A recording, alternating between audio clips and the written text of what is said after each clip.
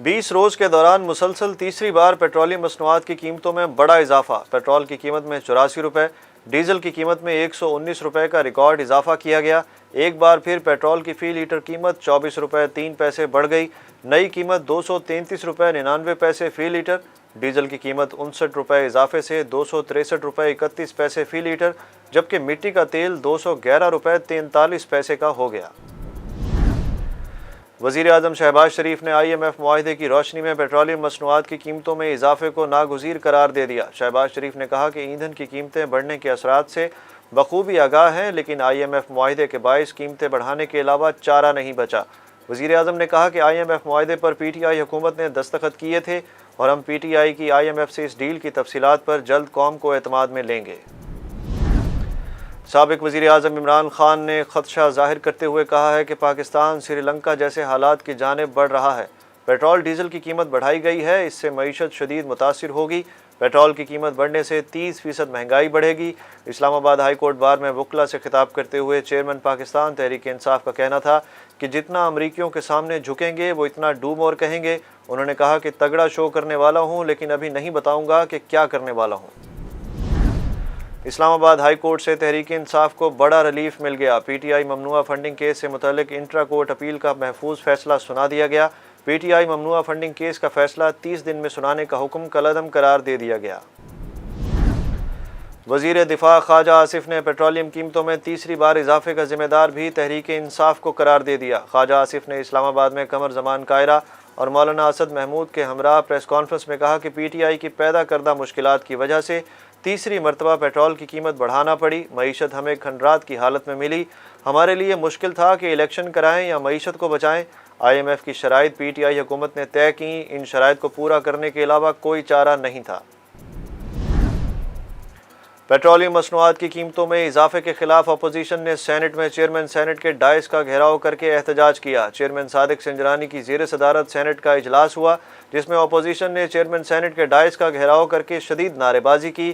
تحریک انصاف کے سینیٹر شبلی فراز نے ایوان سے اظہار خیال کرتے ہوئے کہا کہ وزیر خزانہ نے کینڈی لینڈ بجٹ بنایا ہے، یہ بجٹ ہمارا بجٹ نہیں، آئی ایم ایف کا بجٹ ہے۔ ڈالر کی اونچی اڑان جاری، انٹر بینک میں ڈالر کی بلند ترین قیمت۔ پہلی بار انٹر بینک میں ڈالر 207 روپے سے تجاوز کر گیا۔ کاروبار کے دوران ڈالر 1 روپیہ 29 پیسہ مہنگا ہوگا۔ ڈالر کی اونچی اڑان جاری، انٹر بینک میں ڈالر کی بلند ترین قیمت۔ پہلی بار انٹر بینک میں ڈالر 207 روپے سے تجاوز کر گیا۔ کاروبار کے دوران ڈالر 1 روپیہ 29 پیسے مہنگا ہوا۔ ڈپٹی اسپیکر پنجاب اسمبلی دوست مزاری کی نااہلی کا ریفرنس اسپیکر پرویز الہی کو بھیج دیا گیا۔ ریفرنس میں موقف اپنایا گیا کہ دوست مزاری نے ایوان اقبال میں اجلاس کی صدارت کر کے حلف کی خلاف ورزی کی، جبکہ دوست مزاری اس سے قبل بھی پنجاب اسمبلی گیلری میں غیر قانونی اجلاس کی صدارت کر چکے ہیں۔ گیلری میں اجلاس کیا، پولیس بلائی اور تشدد کیا۔ استدعا کی گئی کہ الیکشن کمیشن حلف کی پاسداری نہ کرنے پر دوست مزاری کو نااہل قرار دے۔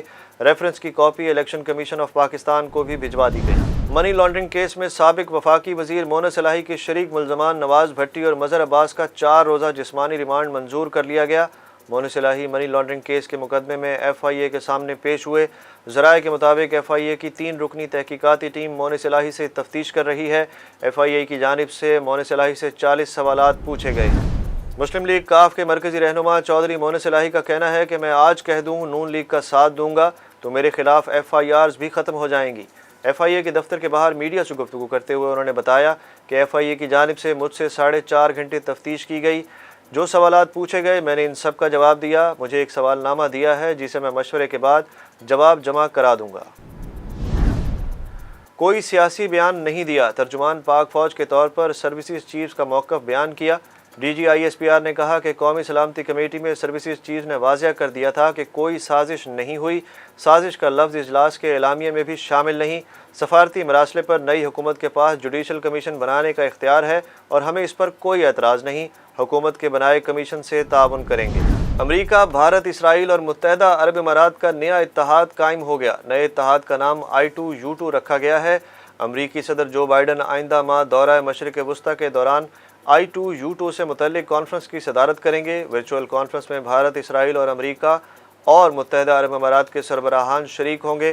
امریکی حکام کے مطابق اس ورچوئل سمٹ میں فوڈ سیکیورٹی کے بحران اور باہمی تعاون کے دیگر شعبوں پر بات چیت کی جائے گی۔ سعودی خاتون کوہ پیما نیلے عطار نے پاکستان کی بلند ترین پہاڑی چوٹی K2 سر کرنے کا عزم کر لیا۔ سعودی خاتون کوہ پیما نیلے عطار نے ریاض میں پاکستانی سفارت خانے میں سفیر امیر خرم راٹھور سے ملاقات کی۔ انہوں نے بتایا کہ وہ پہلی مرتبہ دنیا کی دوسری بلند ترین پہاڑی چوٹی سر کرنے کے لیے پاکستان کا دورہ کر رہی ہیں۔ نیلے عطار 17 جون کو پاکستان پہنچیں گی۔